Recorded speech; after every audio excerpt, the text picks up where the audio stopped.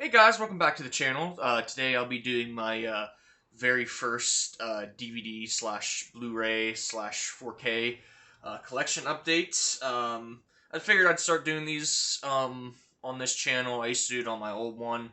I know people like watching these types of videos. I know I do. They're just kind of nice and relaxing. You just sit back and watch some dude talk about movies that he bought, and it's relaxing for me to make as well for some reason. Um, without further ado, let's get into it. I did buy a DVD, which I don't buy a whole lot of anymore. I did this for a reason, and I bought the special collector's edition thing for 1408. Yeah, this movie is on Blu-ray, but I believe that the Blu-ray only contains the director's cut with the alternate ending, which pretty much everybody I've heard talk about it. They say the director's cut ending is terrible. Um, so I picked this up. This actually contains both cuts of the movie. Yeah, the reason I bought this too, I write short stories, and my most recent one, um, as of this recording, was heavily based on this movie, which is weird because I haven't seen this movie in quite a while. I know this is one me and my brother would watch a lot, I believe so. At least I did. I believe we had this on recorded on DVR back in the day. But I haven't watched it since then. It's been like probably a decade since I watched this movie. But I just remember this movie being really great. Really kind of underrated Stephen King adaptation. So really excited to check that out again. And if you're interested in my short story, I'll leave a link to that down in the description. Um, I guess for getting into Blu-ray, sticking with the horror theme, I upgraded the Babadook to Blu-ray. Yeah, one of my favorite horror films of all time. Kind of kickstarted the kind of art house era of um, horror films, or at least kind of, I don't know about Kickstarter, but kind of made them popular, I guess. But yeah, such a well done movie, and I had to have it on Blu-ray. Same thing with It Follows, very similar. You know, this came out I think the year after the Babadook, and such a great, cool kind of retro movie. Yeah, great soundtrack. Another one of my favorites as well. Um, So my last two horror things, I found these for pretty good prices, which is why I picked them up. I know they're kind of out of print, I believe, but I picked up the Halloween 2, Rob Zombie's Halloween 2 director's cut, and I also picked up the theatrical versions for his remake and the second one. This is a movie that I really did not like up until the last time I watched it, really. Last Halloween. Doesn't feel like a Halloween movie whatsoever, but I really enjoy what he went for in this movie. Yeah, very dark and depressing movie, but I dig it. And as for the theatrical cuts, I haven't watched the theatrical cuts in forever, but I just figured it'd be a cool thing to own to kind of complete my Halloween collection. Still will not buy Resurrection because it's just a waste of money and space. Um, On to non-horror stuff, although this kind of, I guess, comes close to horror, not really. But I got the Lord of the Rings trilogy kind of on this little pack here. I know there's like bigger and better versions of it, but I'm not like some super fan of Lord of the Rings or anything. I've actually only ever seen the first one. So I figured this was plenty good enough.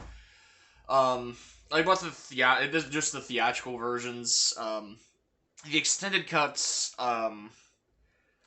I've watched both of the extended cut and theatrical cut of the first one, and I did prefer the theatrical cut.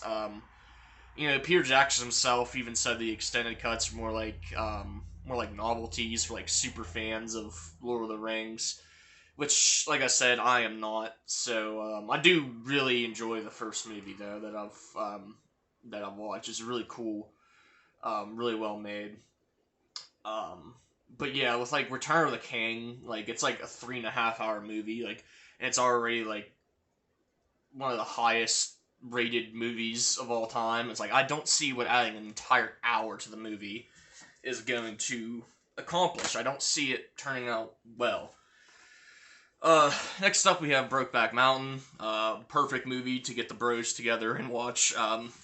No, but this was a movie that I avoided for a long time just because of how the general public makes it out to be. Like, they kind of make it out to be like this like gay porn movie where it's just two dudes making out on a mountain the entire movie, and there's not much else to it.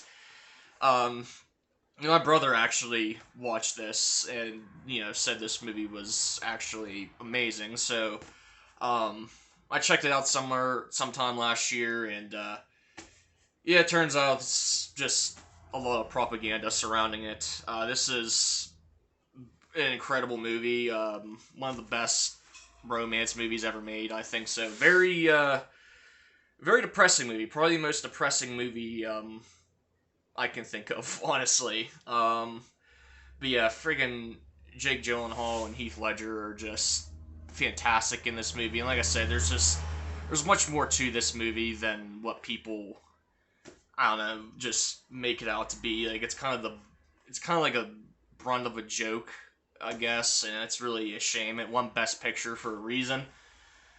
Um, so yeah, I definitely recommend checking this out if you haven't seen it. Like I said, it's not a movie I'm gonna invite my friends over and all watch together, but great watch nonetheless. And I picked up the Blu Ray for Stand By Me. I only own this on DVD, and this is one of my favorite movies of all time. Um, yeah, just kind of one of those movies about a group of friends going on an adventure. I just love those types of movies. Even though like I didn't grow up in the era that these kids grew up in, it just really reminds me of my childhood, getting out with friends and stuff like that, and just doing stupid shit. Very another pretty depressing movie at the end. Very emotional, but such a masterpiece movie. Absolutely love it.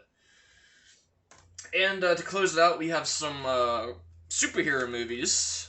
First up, I got James Gunn, The Suicide Squad. Yeah, really loved this movie.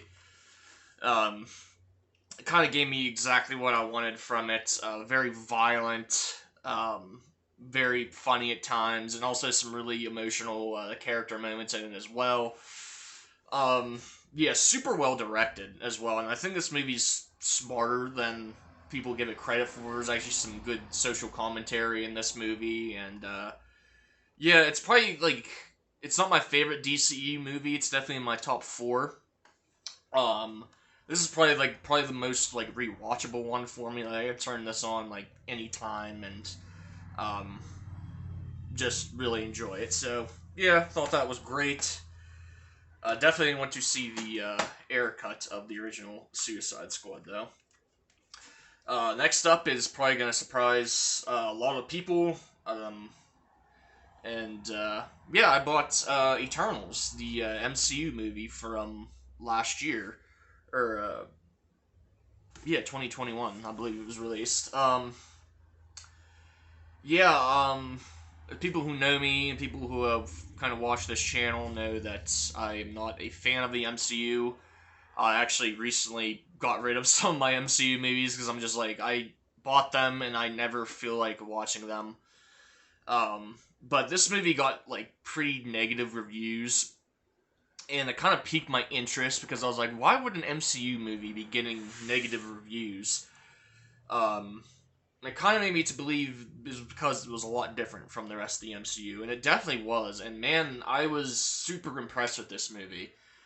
Definitely the most deep and complex movie in the MCU. Visually, man, one of the best looking comic book movies ever made. Like, it is just beautiful to look at. Like, it is absolutely stunning. And this is one of those movies, like, there's like very few MCU. There pretty much is no MCU character I like anymore from the ones I've watched. I don't watch a lot of the stuff that comes out nowadays, but like I just really enjoyed all of these characters. Like I just thought it was super well done movie. It's very different. Doesn't really feel much like a superhero movie at all. It kind of just feels like a sci-fi drama, like a slow pace with like really good like world building. Really takes its time.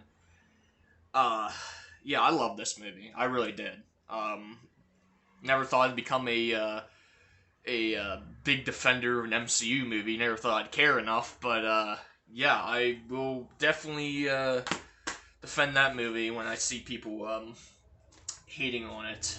Definitely my top four MCU movies, and it's honestly like the only MCU movie I can think of where I'm like it could actually get better on rewatch because of how complex it is. So I think I can pick up on more things. Yeah, very impressed by that movie. And last but certainly not least, I picked up some 4Ks. Don't have a 4K player or TV, but I will one day. So had to get these on 4K. Of course, the Dark Knight trilogy. Kind of a really basic box set here. They do come with like all their like individual cases, so I guess I'll um, bring those out. You got Batman Begins, The Dark Knight, Dark Knight Rises. Heard these all look phenomenal on 4K, so I can't wait to actually watch them. Um, so yeah, I mean, three of my favorite movies, obviously. So yeah, don't need to say much about that. So that's gonna do it for this update. Yeah, I thought I had more movies sitting there, but they were just random movies sitting there. Um, so yeah, let me know what you guys think. If you guys read my short story or any of the ones that I've written, please give feedback on that. It's very important. I'd really appreciate it. And yeah, I guess I'll see you guys in the next one.